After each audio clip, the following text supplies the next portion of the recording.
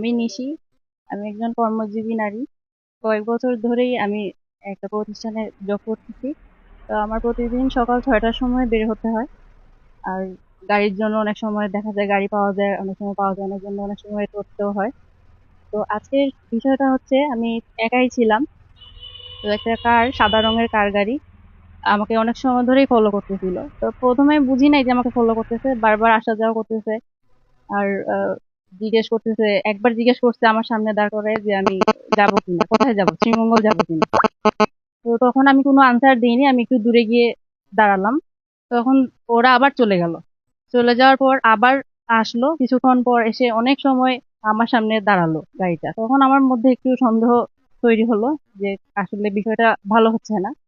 তখন আমি আমার বাড়ির দিকে যাওয়ার জন্য প্রস্তুতি নিলাম যে আমি বাসায় চলে যাব।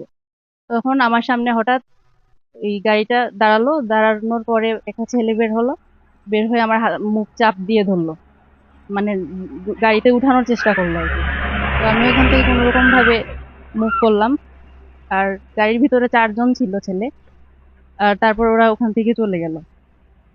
আর আমার এলাকা এখানে, আমার বাড়িঘর সব জায়গা, সবাই এখানে আমরা স্থানীয়। তো আমার নিরাপত্তা আজকে কোথায়? আমি আমার এলাকাতে নিরাপত্তাহীনতায় ভুগতেছি। এখন আমি এটার বিচার চাই।